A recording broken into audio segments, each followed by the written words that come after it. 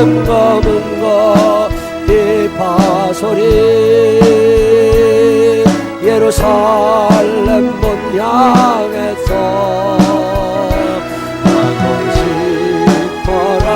가고 싶어라 주님이 계신 저 천국 가고 싶어라 그리운 나의 시온성 눈물길을 다 가루에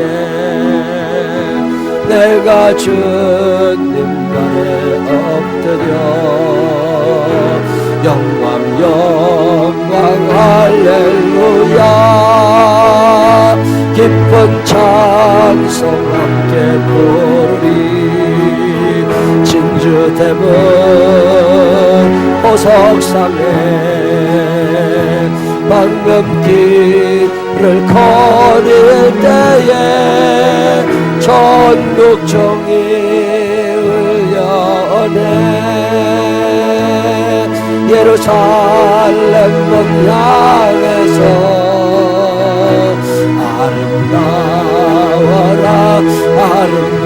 아름다워라 주님이 계신 저 천국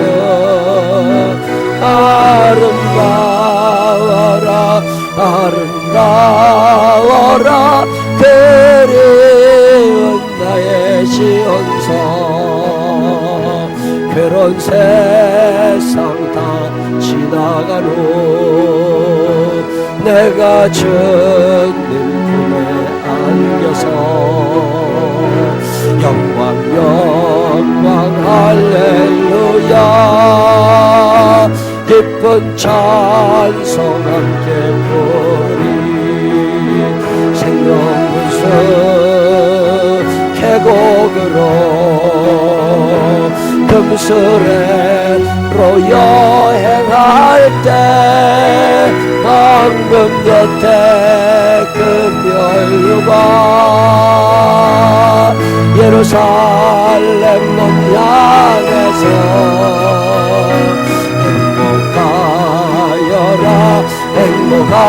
행복하여라 주님이 계신 저 천국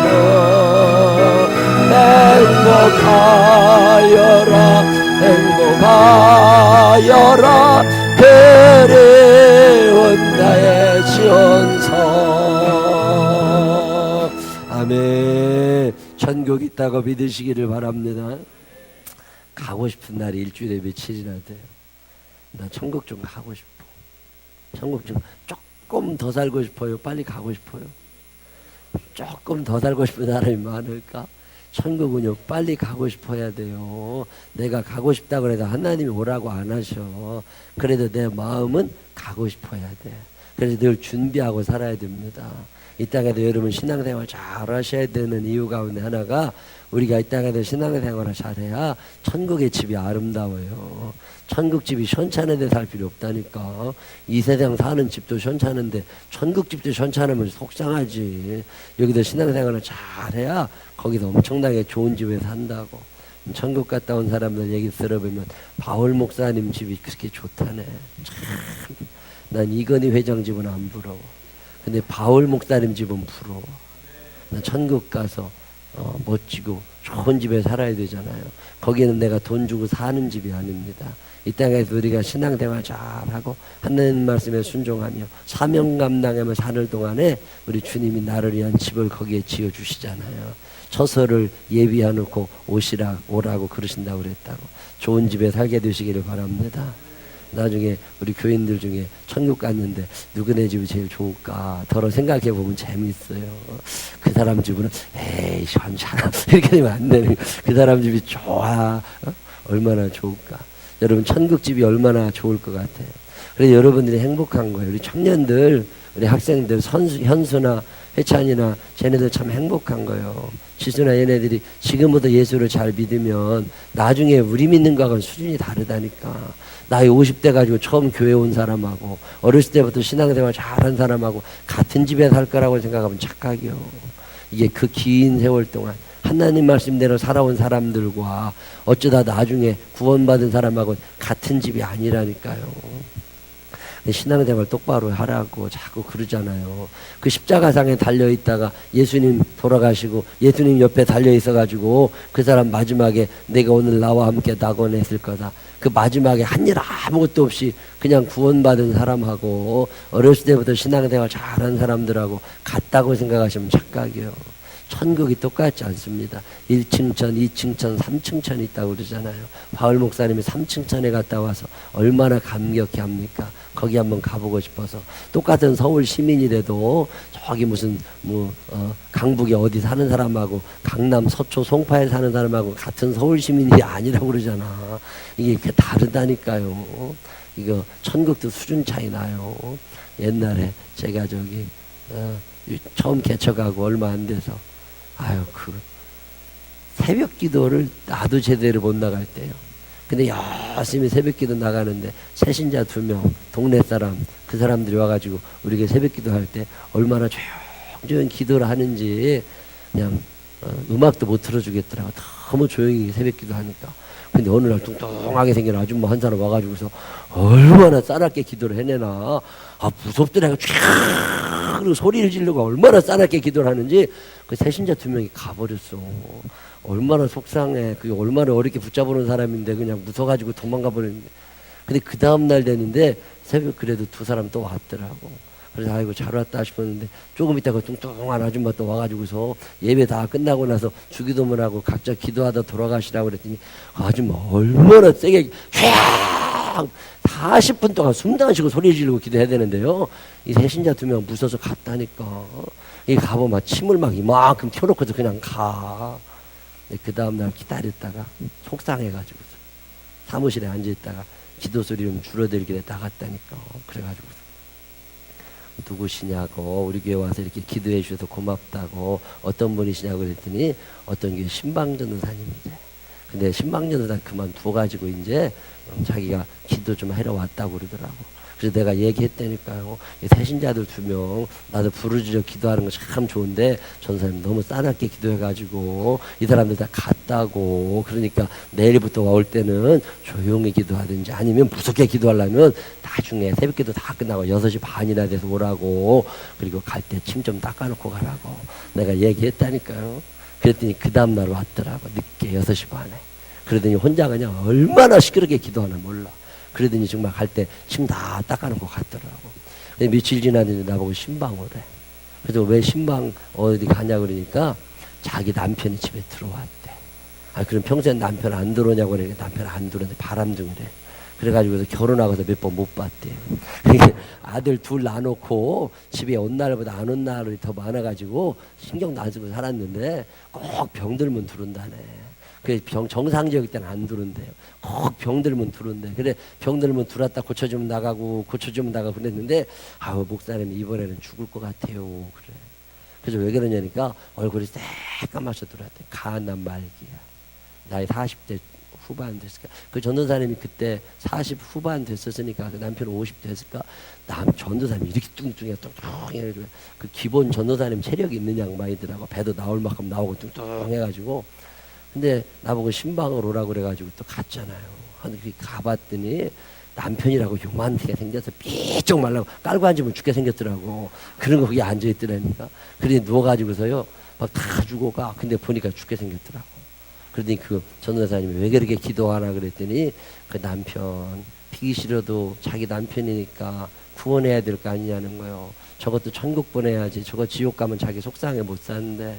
그렇다고 애들 아버지니까 천국 보내달라고 그렇게 해서 기도를 하는 거예요. 며칠 지났는데 어느 날 전도사님이 안 나오셨더라고. 나중에 며칠 지난 다음에 길에서 만나서 물어봤더니 왜 안 나오냐 그랬더니 남편 죽어서 장례 치렀대요. 남편 죽어서. 그리고 그 다음 새벽기도 또 나와서 며칠 기도하다가 내가 물어봤어요. 남편 어떻게 영접기도 하고 다 했냐 그러니까 자기가 죽기 전에 예수 믿으라고 막 얘기해가지고 회개 다 하고 영접기도 다 하고 죽었대. 그러면 천국 가시겠다고. 그랬더니 그 전도사님이 나보고 그래. 자기도 그게 너무 궁금했대. 자기 남편이 천국 갔나 안 갔나, 평생 죄만 짓고 바람둥이로 살았는데 적어도 구원받나, 그래도 천국 갔으면 좋겠더래요. 그래가지고 하나님께 열심히 기도해. 하나님 천국 진짜 같습니까?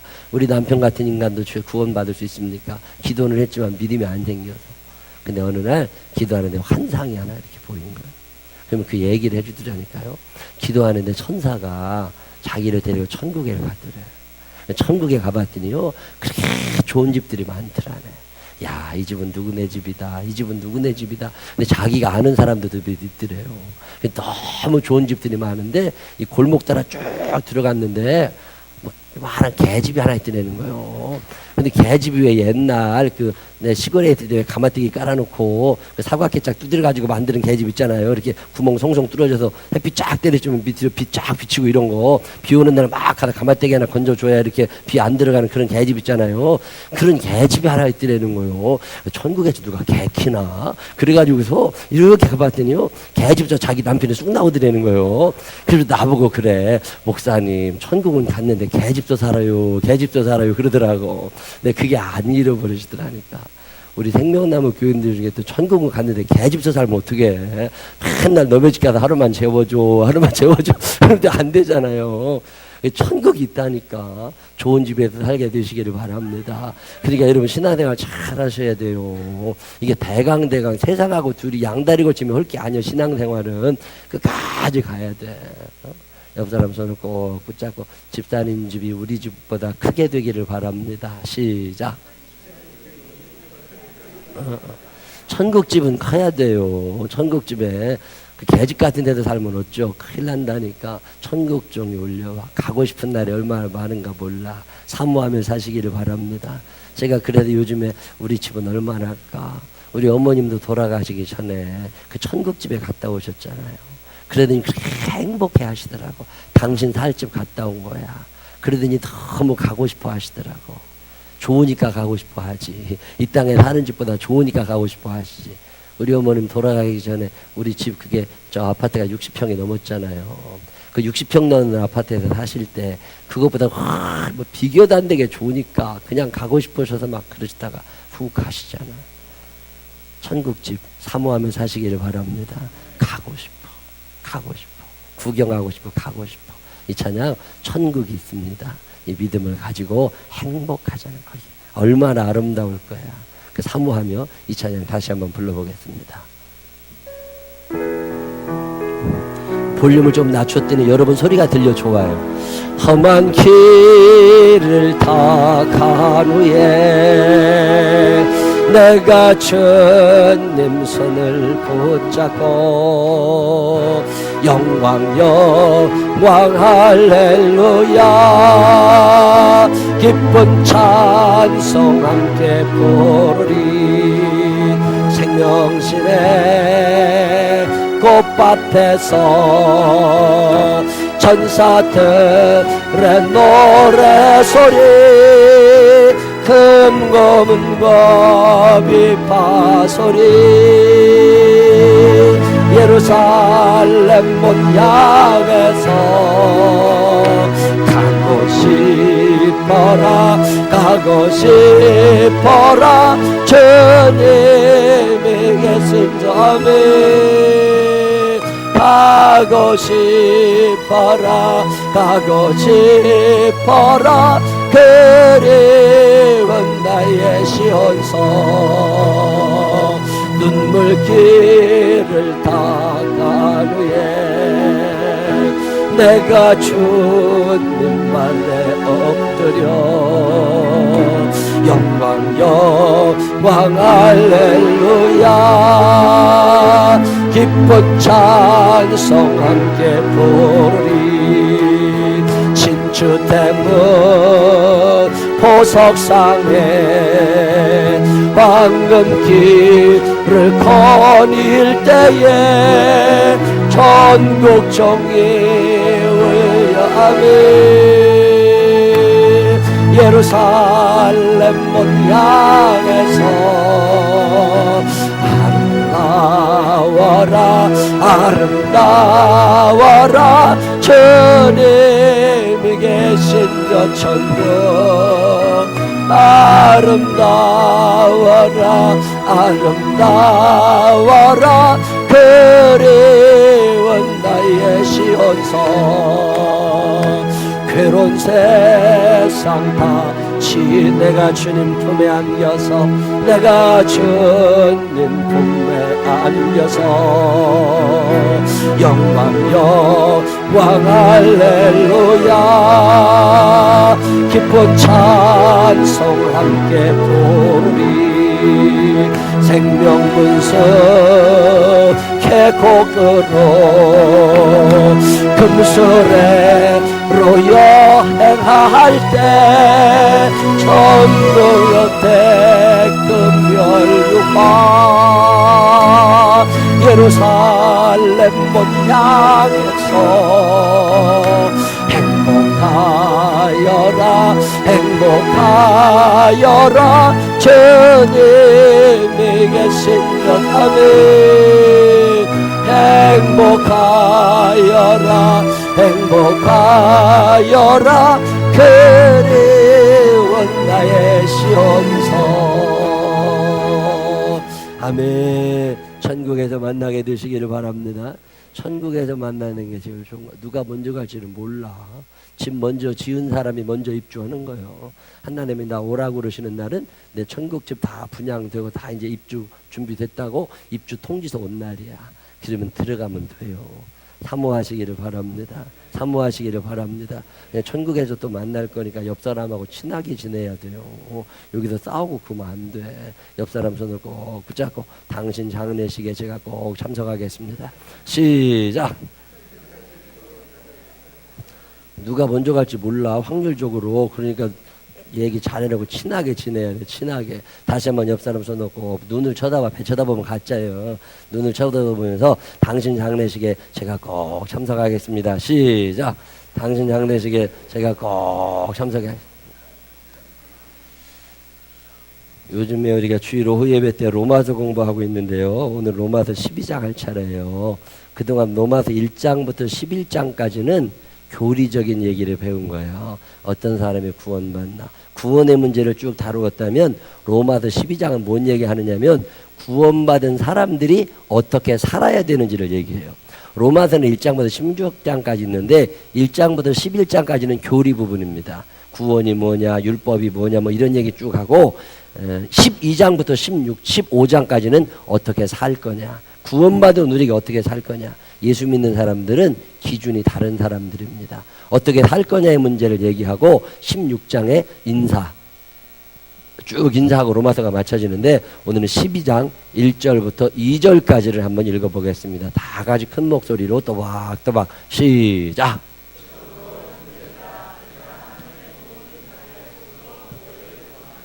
너희 몸을 하나님이 기뻐하시는 거룩한 산 제물로 드리라. 이는 너희가 드릴 영적 예배니라.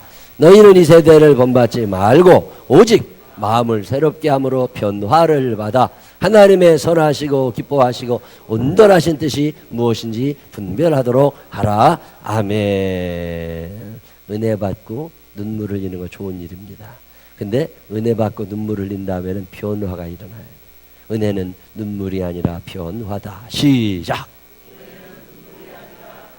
변화가 일어나는 사람들이 참 그리스도인입니다. 옛사람을 벗어버리고 새사람을 입은 사람인데 어떻게 변해가야 되느냐, 그 얘기를 오늘 하는 거예요. 자, 보십시다. 자, 이 글씨가 조그맣긴 하지만 읽어보세요. 시작. 로마서 전반부는 구원과 관련한 일련의 교리들을 설명한 것입니다. 그러나 12장 이후에서는 하나님의 은혜로 새로워진 피조물들이 어떤 삶을 살아야 하는지를 밝히고 있습니다. 이렇게 새롭게 탄생한 사람들 혹은 사람들의 모임을 성경은 교회라고 불렀습니다.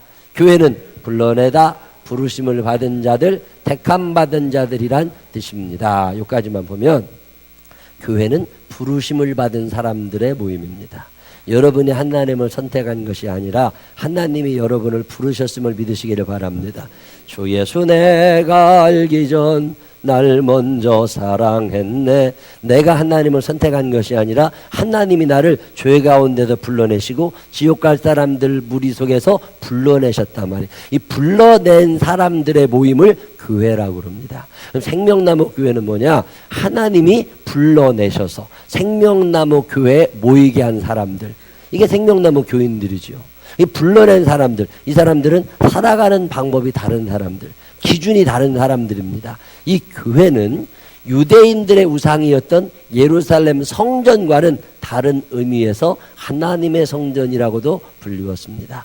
유대인들은 로마서 쭉 읽어보면 예루살렘 성전이 그렇게 우상처럼 중요했어요. 솔로몬 성전, 그 헤롯 성전, 성전 자체 의미로 두었다면 기독교인들은요, 성전의 의미를 둔 사람들이 아니라 하나님에게 의미를 두고 하나님이 우리를 불러내셨다고 하는 것에 의미를 두고 살던 사람들입니다.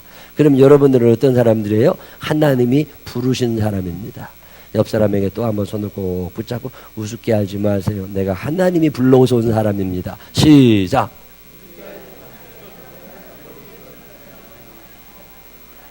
다시 한번 시작. 우습게 알지 마세요. 내가 하나님이 불러서 온 사람입니다. 인사하셨어요? 이번에도 또 인사하세요. 저도 그래요. 시작. 하나님이 부르지 않으면 여기 못 오는 거예요. 하나님이 부르신 사람들을 교회라고 부릅니다. 자, 나아가 이 교회는 하나님의 회중을 뜻하기도 하고 하나님의 자녀를 뜻하기도 했습니다. 그러면 나는 구원받은 사람입니까? 뭐라고 대답하시겠어요? 아멘. 천국이 여러분의 것인 줄로 믿으시기를 바랍니다. 여러분은 구원받은, 이 불리움 받은 사람들이세요. 내가 왔다고 착각하지 말라니까. 제가 늘 기도하잖아요. 하나님, 내가 내 발로 걸어왔다고 착각하지 않게 하여 주시고 하나님이 나를 불러주셨음을 기억하게 하여 주시옵소서. 이 기도 늘 합니다. 지금 저 중국 청도에 간 황춘하 집사가 한번 나한테 그러더라니까. 목사님, 나는 내가 교회 다니는 줄 알았대. 내가 교회 온 줄 알았대. 그러고 믿고 살아간 거예요. 근데 어느 날 이 기도를 목사님이 하는데 그게 믿어지더래. 아, 내가 온 게 아니라 하나님이 나를 교회로 불러주셨구나. 그게 참 감사했대요. 오늘 이 시간에도 하나님이 여러분을 불러주셨음을 믿으시기를 바랍니다. 나는 구원받은 사람이고 나는 하나님께서 부르신 사람이라는 거예요. 그게 이제 오늘 얘기의 전제고, 자, 읽어보십니다. 다시 한번 시작.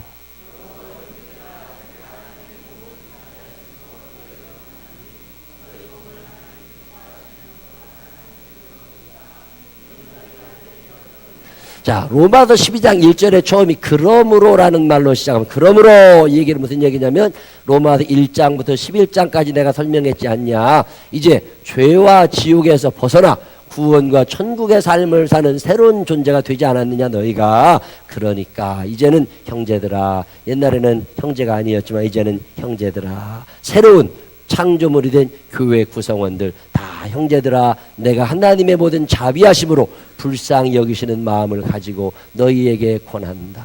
너희의 몸을 하나님이 기뻐하시는 거룩한 산 제물로 드려라. 제물의 삶을 살아가라는 거예요. 예수 믿는 사람들은 제물입니다. 하나님 앞에 올려진 제물들, 제물의 삶, 영적인 예배니라. 합리적인 예배, 분별 있는 예배를 말하는데, 제물이라고 하는 건 어떤 게 제물이? 내가 제물의 삶을 살으라는 거예요. 제물은 첫째로 죽어야 됩니다. 산 건 제물이 돼요, 안 돼요? 돼지를 잡았어. 그래가지고 죽여가지고서 돼지 대가리를 잘라가지고서 제물에 올려놔야 되는데 돼지가 안 죽었어. 근데 사람들은 다 왔어. 그러면 돼지 목을 안 따고 그냥 돼지 제물이라고 올려놓으면 어떻게 돼요? 도망가 버려. 도망가 버려. 안 된다니까. 제물은 반드시 어떻게 돼야 돼요? 죽어야 돼. 옛날에 어떤 목사님이 그런 얘기 하더만, 옛날에는 개를 끄슬렀잖아요. 왜? 지금이야 다 죽이고 전기로 다 죽이고 다 하지만 옛날에는 막 불로 다 끄슬렀다고. 근데 반쯤 끄슬렀는데 걔가 도망갔대. 그래가지고 도망가니까 이게 죽어야 되는데 안 죽고 끄슬러서도 도망다니는 거예요. 이게 참 못 본다네. 그거 못 본대. 그거 재물은요 죽어야 돼. 죽어야 돼. 예수 믿는 사람들은요, 나는 죽고 주가 살면, 나는 없고 주만 있다면, 내가 없어지고 내가 죽는 거, 날마다 죽는 거. 뭐가 죽어야 돼요? 뭐가 죽어야 돼요? 육신의 생각에 죽어야 돼.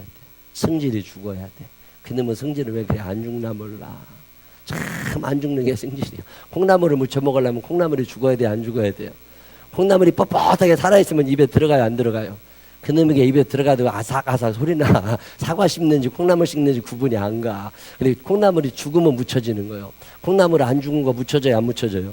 안 묻혀져. 아무리 요리 잘해도 안 묻혀져. 시금치는 죽어야 돼, 안 죽어야 돼요? 다 죽어야 돼. 그래야 잘 주물러져요. 시금치가 안 묻혀지면 어떻게 돼요?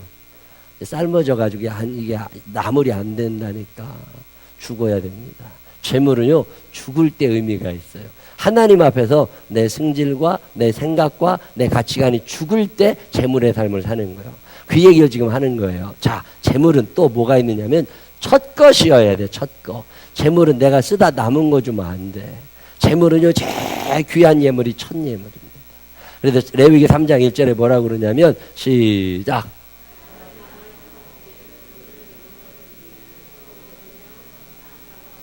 흠없는 것. 또 시작. 모든 첫 태생은 다 내 것이며. 이게 무슨 얘기냐면요, 6월절에 이스라엘 백성들이 도망갈 때 6월절, 6월이라는 말은 패스오버입니다. 6월, 넘을 유자에 넘을 월자를 써서 6월이에요. 하나님의 사자들이 10가지 재앙 중에 마지막 재앙이 뭐예요? 장자가 죽는 거라고. 장자, 모든 장자는 다 죽었어 그때.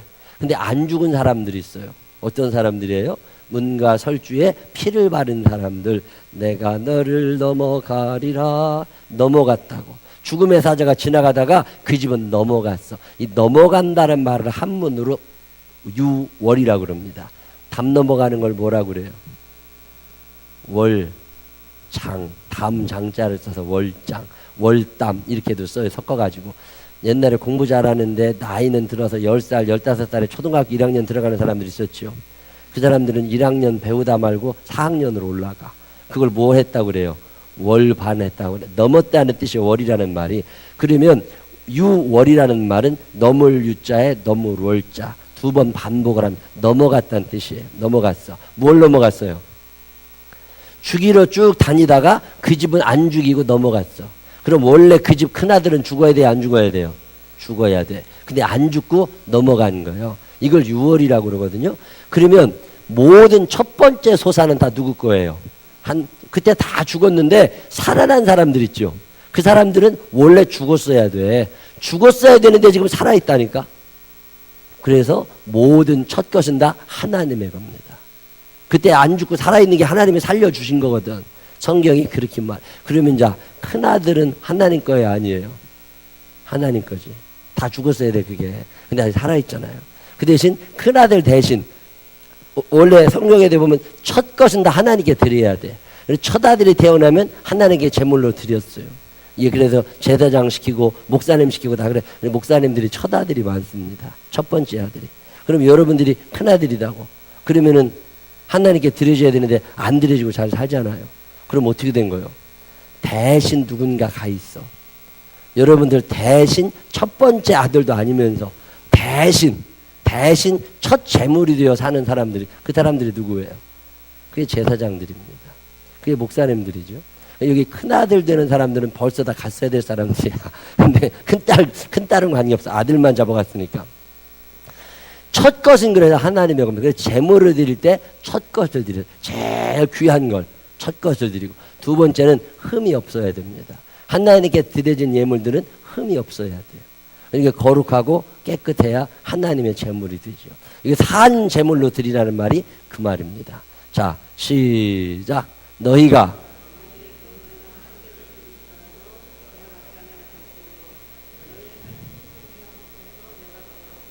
우리가 제사를 드리고 예배를 드려도 하나님이 안 받으신대요. 왜?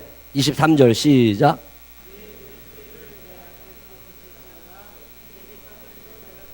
왜요? 시작.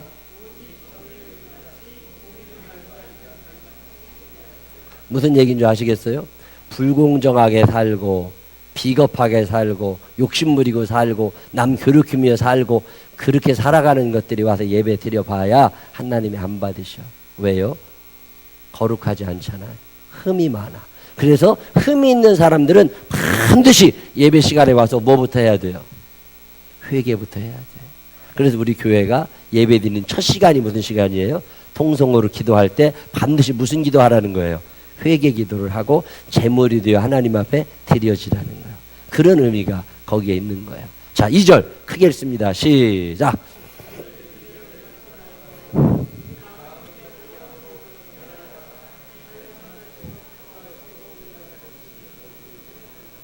너희는 이 세대를 본받지 말고.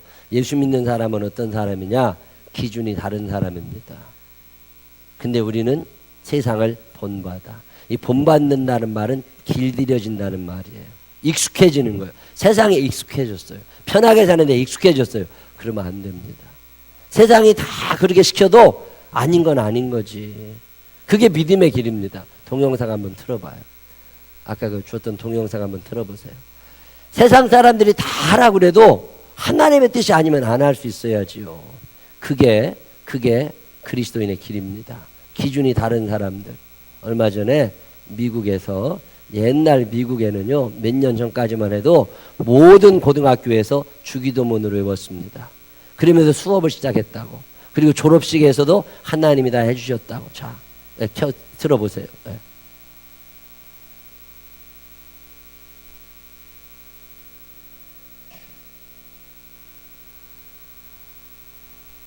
네, 넘겨보세요.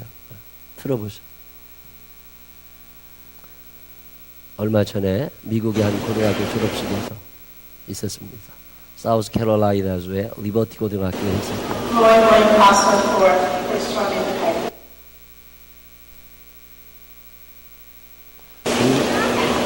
공식 행사에서 기도가 금지되어 있습니다.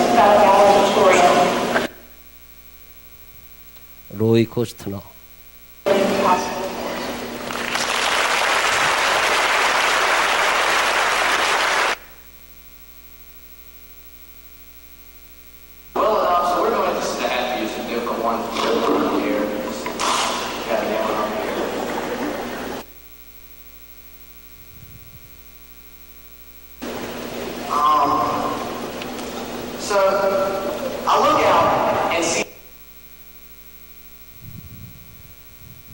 all the faces of people who easily deserve to stand where I am today, except for one. I'm just kidding. Your specialties are the same and they're different than mine. You are in heaven. Hallowed be thy name. Thy kingdom come.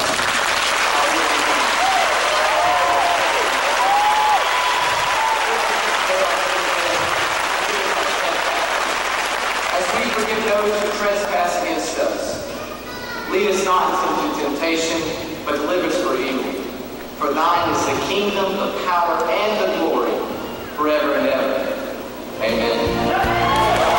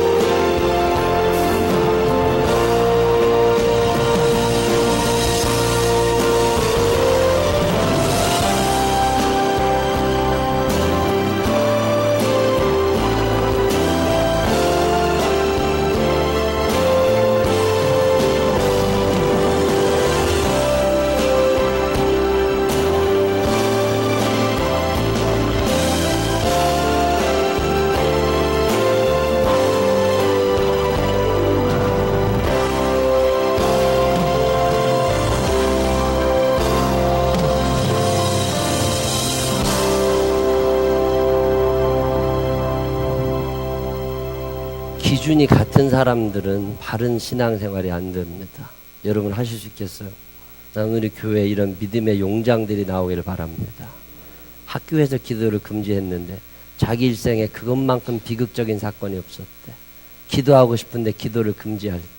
그럼에도 불구하고 1등을 해가지고 고별사를 하러 강대상에 올라가서 고별사를 해야 될 때 학교에서 써준 원고를 확 찢어버리고 주님 가르쳐준 기도를 외우며 내려올 수 있는 이 신앙적 결단과 용기, 얼마나 대단한 사람이에요. 하나님이 축복하실 줄로 믿습니다. 오늘 이 시대에 우리는 세상을 본받고 삽니다. 근데 하나님은 우리들에게 너희는 이 세대를 본받지 말고 오직 다른 방법이 없다는 거예요. 마음을 새롭게 함으로 변화를 받아. 새롭게 하라는 말은 말씀으로 기준을 바꾸라는 거예요. 세상 기준과는 다른 길이에요. 온전하신 뜻이, 하나님의 완벽한 뜻이 무엇인지를 분별하도록 하라. 생각 좀 하고 살아가는 거잖아.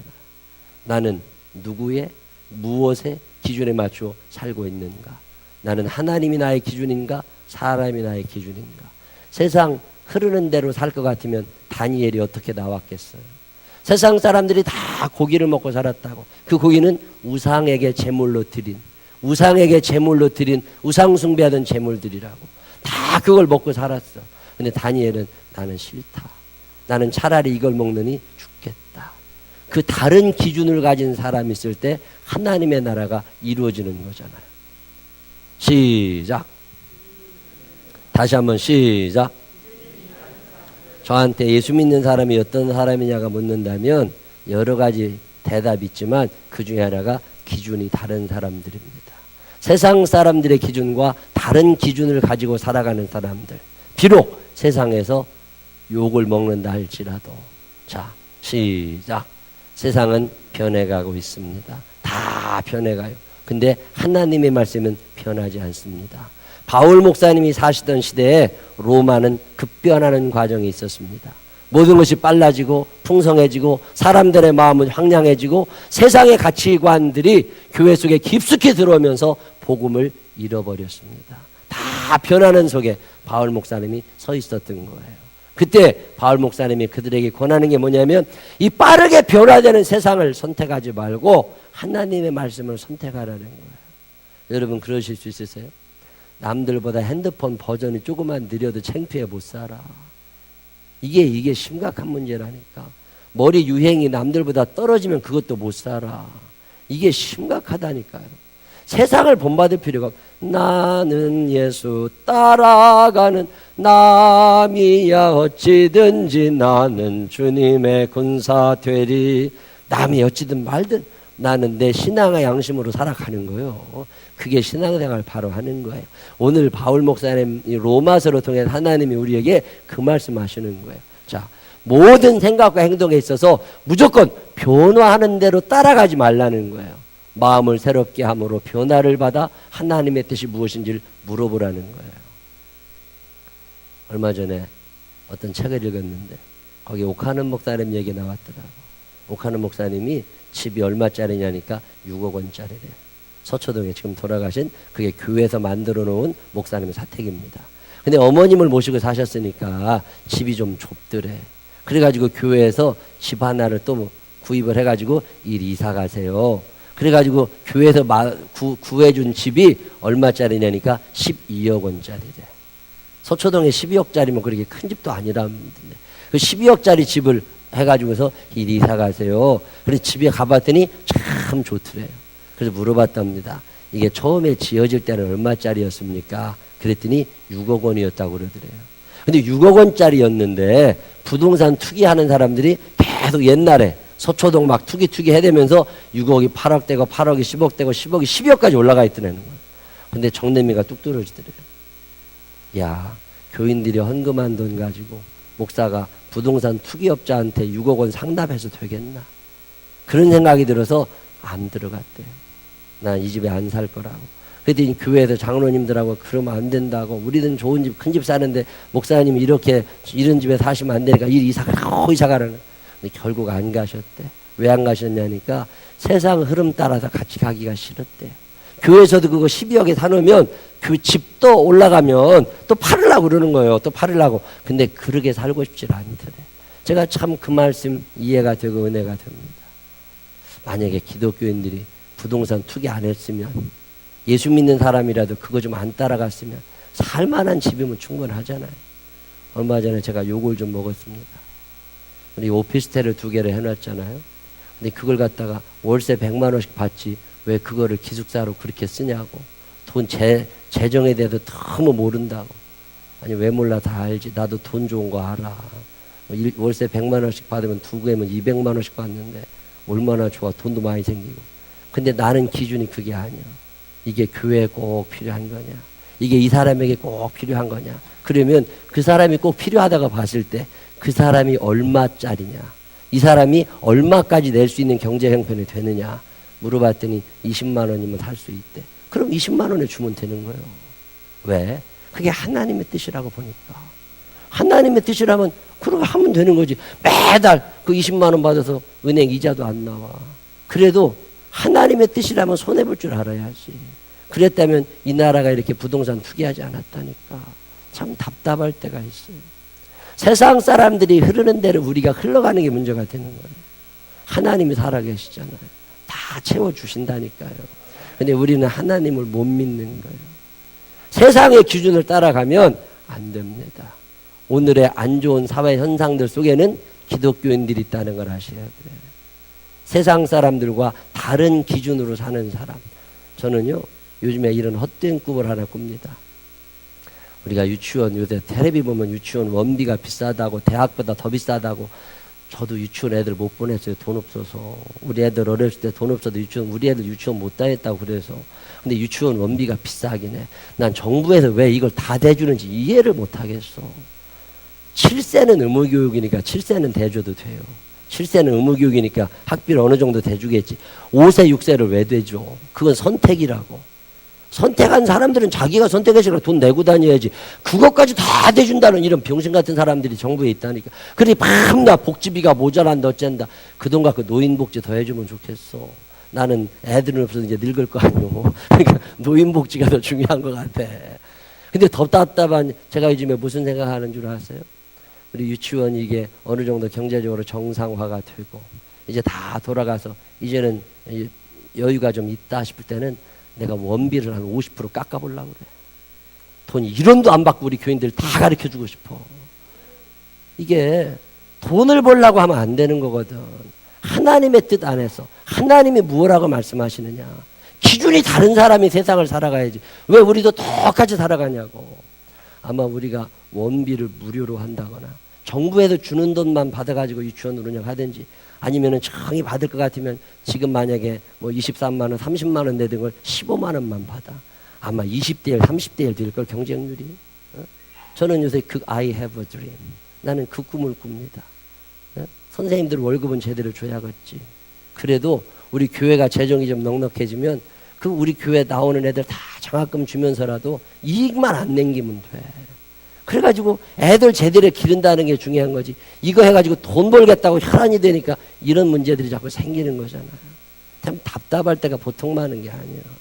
기준이 다른 사람들이 세상을 만들어 가야지.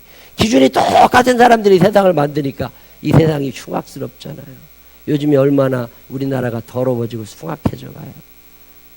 이 동사무소 앞에서 술 마시는 중학생들 너무 많아. 이게 우리 교회 애들이 아니, 난 더러 가서 쳐다본다니까. 우리 교회 애들이 있나 없나. 우리 교회 애들이 없을 거라는. 지나가던 사람 불러서 돈 뺏고 폭력 행사, 이게 보통 심각한 기준. 그중에 예수 믿는 사람이 왜 없겠어요. 기독교인들이라도 나는 기준이 다른 사람들이야. 돈이 내 인생의 기준이 아닙니다. 어제 그저께 감리교 목사님들 모여는 데 가서 제가 간증했다니까. 우리 교회가 90년대 중반에 개척한 교회 중에 참 성장하고 있는 교회 중에 하나라고 뽑혔다고 와서 간증을 해달라고 그래서 가서 간증하고 왔어요. 목사님들 한 100여 명 이상 앉아 계신데 다들 어렵대요. 20년, 30년 목회하신 분도 미자립 교회가 너무 많아.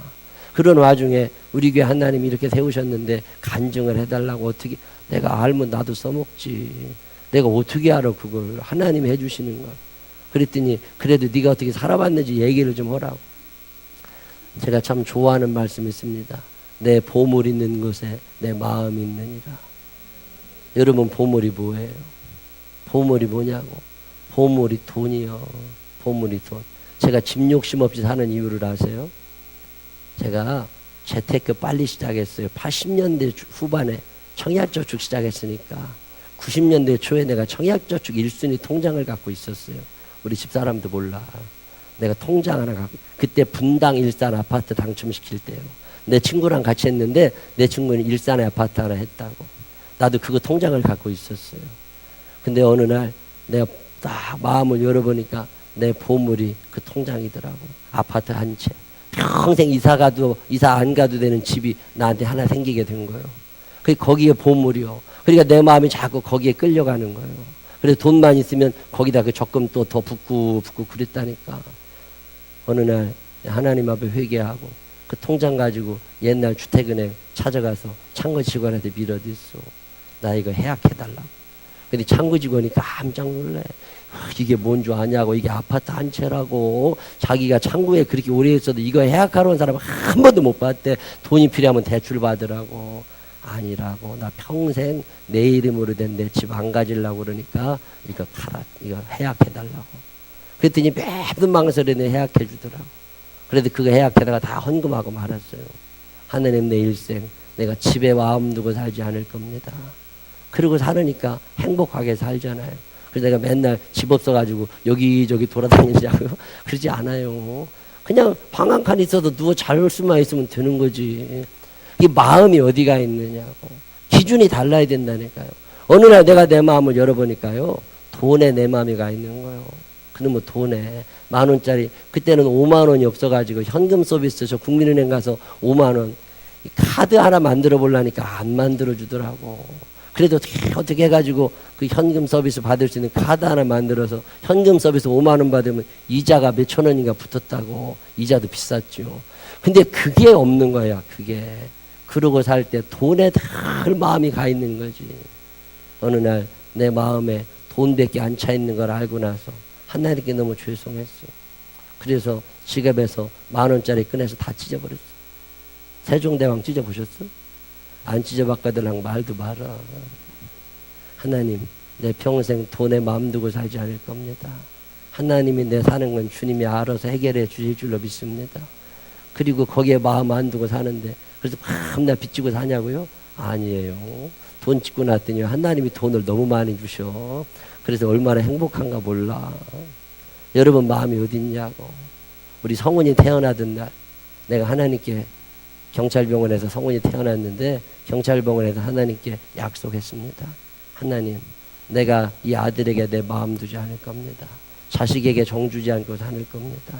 내가 양떼의 형편을 부지런히 살피고 소떼의 마음 두고 살 겁니다. 그러니 하나님 이 아들은 주님이 알아서 길러주셔. 애 데리러 학교 가지도 않을 거고 소풍이라고 따라가지도 않을 거고 부모 오라고 그랬다고 따라가지도 않을 거고 교인들에게 문제가 있으면 늘 교인들 앞에 가 있지 내가 우리 새끼들 쳐다보고 살지 않을 겁니다. 애가 아파서 병원에 입원했을 때는 한번 가봤을까? 그래서 우리 아들이 불량 청소년 됐냐고요? 아니요. 잘 살고 있어요. 나보다 믿으면 더 좋아. 하나님이 길러주신다니까. 근데 내 마음이 거기에 머물러 사는 거야. 애 새끼들한테. 목사님들도 보면 다 그래. 다 애 태우고 학교 다니고 학원 다니고 이러느라고 기도도 안 하고 설교 준비도 않고 교인들 돌보도 안 해. 그러니까 그러고 사는 거예요. 어느 날 여러분 마음을 뭐가 들었나. 어느 날 내가 내 마음을 열어보니까 자동차가 내 마음에 들어가 있더라고. 제가 일찍 차를 탔잖아요. 92년도에 승용차를 탔으니까. 그때 목사님들도 승용차 없을 때요. 그때 내가 차 타고 다녔다고. 얼마나 차가 좋은데. 그때는 왜 그렇게 차가 우상입니다. 매일 차 닦고 와야 돼. 앞으로 닦고 뒤로 닦고 이렇게 내부 닦고 외부 닦고 다 닦는데 커버도 씌우는 날 있어. 먼지 들어갈까 봐.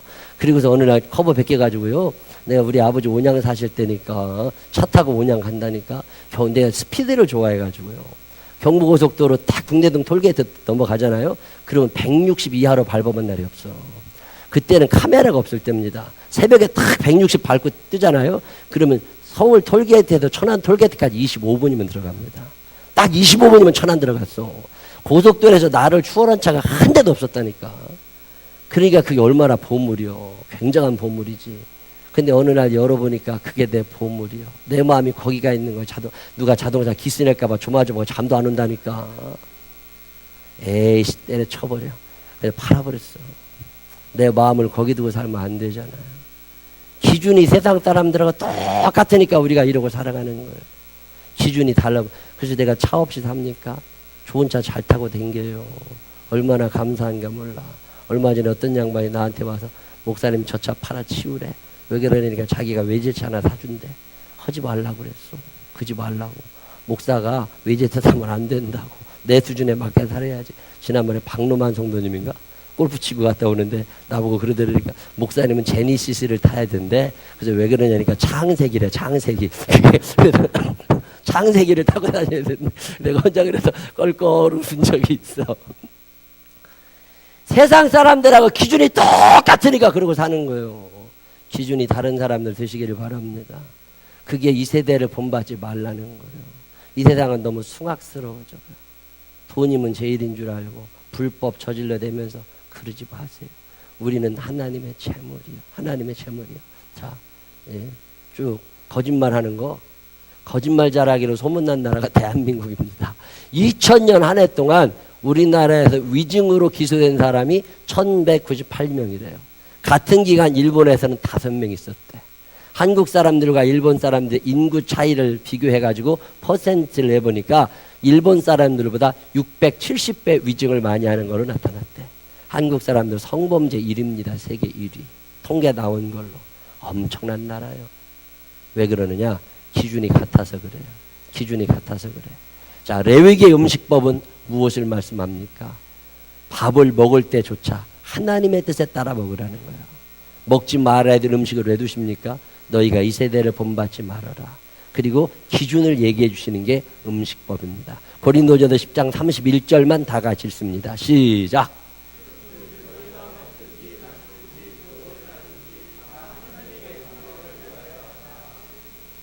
술을 먹든지 담배를 피든지 다 관계없어.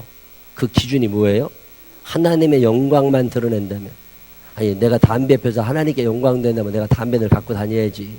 다 같이 기도하심으로 예배 시작하시겠습니다. 여기다 딱 갖다 놨다가 쭉 피고 앉아있다가 설교할 때 잠깐 내려놓다가 중간 쉴 때마다 담배 펴. 하나님의 영광을 위하는 일이라면 뭐 권사님 장로님들 여자고 남자고 기도하러 대표 기도 여기다 강대상 옆에다가 담배 꽂이 하나 해놔야 된다니까. 이렇게 기도할 때 걸쳐놓는 거. 하나님의 영광만 된다 그러면 왜 안 피겠어요? 술도 마찬가지입니다. 하나님의 영광을 위하는 일이라면 왜 안 먹겠어? 술 먹는 게. 뭐 교회 회식 때마다 술 먹고 점심 식사 할 때마다 상마다 테이블마다 다 소주 맥주 다 갖다 놔야지. 근데 내가 술 먹는 게 하나님의 영광을 가리게 생겼거든. 안 먹으면 되는 거예요. 여러분의 삶의 기준 하나입니다. 나는 하나님의 영광을 위하는 일이면 하고 그렇지 않으면 안 한다. 시작. 크게 해봐요. 나는 하나님의 영광을 그렇지 않으면 안 한다. 시작. 간단하다니까. 간단해. 먹는 것에서조차도 하나님의 영광을 생각해라. 옷 입는 것조차도 하나님의 영광을 생각해라. 뭐 그런 거죠. 오늘 얘기는 그런 얘기입니다. 너희는 이 시대를 본받지 말래요. 금기법이 있습니다.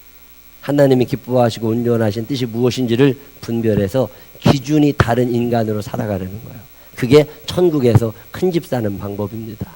여러분 사는 동안 세상의 기준을 따라가지 말고 여러분 나름대로 여러분의 신앙의 범위 내에서 세워놓은 여러분의 기준을 굳세게 해서 기준이 다른 사람들이 되시기를 바랍니다.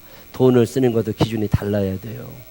얼마 전에 제가 어제도 새벽에 말씀드렸는데 이게 어제 그저께 밤에 금요일 날 밤에 9시 반 이렇게 밤에 나왔는데 전기차를 누가 우리 전기차도 아니야. 어떤 전기차가 와서 우리 교회 충전기에 충전을 하고 있더라니까요. 도둑전기 쓰는 거 아니에요. 옛날에 왜 너네 집 전기 뽑아가지고 자기 전기 쓰듯이. 세상에 이런 일이 어딨어. 왜 전기를 다 훔쳐가. 그래서 이렇게 보니까 교회차가 아니야. 근데 연락처를 봤더니 연락처도 없어. 세상에 이런 놈들이 어딨냐고. 우리 1층 주차장에 더러 현찮은 놈들이 옵니다. 그래서 몹쓸 짓도 하고 담배도 펴놓고 가고 그런다고. 내가 밤에 이 앞에 있는 그 술 먹는 집 있잖아요. 거기서 늘 그런 사람도 자주 오고 부동산도 그러고. 그래서 저걸 다 개방을 안 할까 하다가 또 야속할 것 같아 늘 열어놓는데 잠시 세웠다 가는 건 괜찮아. 아침까지 안 빼는 차들이 또 더러있어. 이 7단지 사시는 분은 술만 먹으면 갖다가 우리 주차장에다 대놔. 왜냐면 자기 주차장에 내려가서 대려면 막 다 차들 들어와 있으니까 잘 거기다 끼어 넣으려면 옆차 건드릴 수도 있잖아요. 그러니까 편하게 그냥 중간에도 딱 대놓고 가버린다고. 그리고 술 깨면 그때 깨가 가져가거든요. 고맙단 말 한마디도 아니야. 근데 그날은 또 어떤 사람이 전기를 다 훔쳐가더니 전기 그래서 이게 어떤 일이냐. 그래서 그 코드를 빼놨어요. 그래야 나한테 와서 물어볼 거 아니요. 왜 자기들이 와 누군지는 알자고. 그래서 막 빼놓고 있는데 누가 왔어요. 그러더니 왔다고 자기 거라고 그러더라고. 그래서 여기 이거 이렇게 충전기 있는 거 어떻게 알았냐고 그랬더니 내비게이션에 나온다네요. 전기 충전기 치면 나온대. 그게 우리 생명나무 유치원 자리가. 그래도 그게 무료인 줄 알았대. 그 렌트카들 있잖아요. 전기차 렌트카. 전기차 렌트카를 빌리는 사람들이 아주 가난한 사람들이 그걸 빌려요. 그걸 빌려가지고 렌트카 쓰다가 전기가 떨어지면 안 나가니까 아무 데나 들어 충전을 해야 되는데 이게 구청이나 이런 데밖에 없거든. 근데 우리 유치원에 이게 나오더라는 거예요. 그렇다고 모란에 가는데 들어와서 됐는데 그럼 어떻게 요금을 결제하느냐 그랬더니 카드로 준다네. 렌트카 회사에서. 그러면 그거를 거기다 대면 그만큼 빠져나간대요. 전기 쓴 만큼이. 그래서 자기는 이게 유료인 줄 알았대. 그래서 카드를 대려고 지금 온 거라는 거예요. 근데 우리 건 사유잖아요. 카드 되는 데가 없다고. 그래 나보고 미안하다고. 아 괜찮다고. 전기 뭐 값 얼마나 나가는데 다 갖다 충전하셔도 아무 문제는 없는데 연락처나 좀 주고 가면 우리가 좋겠다고 덜어 와서 차 안 빼는 사람이 있어서 그렇다고. 근데 그러냐고. 그래서 이렇게 나보고 그러더라고. 목사님이시냐고. 그래서 내가 목사라고. 어디 가서 이렇게 거짓말도 못해요. 목소리가 다 쉬어가지고서 다른 사람들이 나보고 목사인 줄 알아 그냥. 그래가지고 목사라고 그랬더니 자기도 목사래. 저 제주도에 조그마한 개척교회 목사님이래요. 근데 서울에 와가지고 돌아다니면서 전기차 빌려가고 다니다가 여기 와진 교회가 너무 이쁘다고. 내가 교회를 다 보여주고 올라와서 이런저런 얘기를 하는데 너무 안 된 생각이 듭니다. 옛날에 나도 그러고 살았잖아요. 근데 와가지고 제주도에서 개척한 지 3년 되셨대. 큰 교회 부목사님 하시다가. 그래서 이제 이렇게 저렇게 사모님의 아기를 못 낳아가지고 아기 낳는 것 때문에 그 인공수정하느라고 서울에 지금 와 있대요. 그런저런 얘기를 하는데 마음이 그렇게 편치 않아. 그래서 이렇게 얼마 전에 우리 교회 나 없을 때 무슨 일이 생기면 쓰라고 돈 30만 원, 5만 원짜리 6개를 내 지갑에다 넣어서 사무실에 넣으라고. 왜 하필 그때 그 생각이 나는 거야. 그래가지고 그거 다 갖다 줬잖아요. 30만 원 봉투다 넣어가지고. 근데 너무 기분이 좋아. 누군가에게 나눠줄 수 있다는 게 얼마나 행복한 일이에요. 또 그분은 너무 얼마나 감사하겠어. 돈도 없고 마땅치 않은데 어떤 알도 못하는 사람한테 30만 원이나 받았으니까 얼마나 기분 좋겠어요. 하나님이 좋아하실 만한 일이냐? 그러면 하면 되는 거예요. 하나님이 안 좋아하실 것 같으냐? 안 하면 되는 거예요.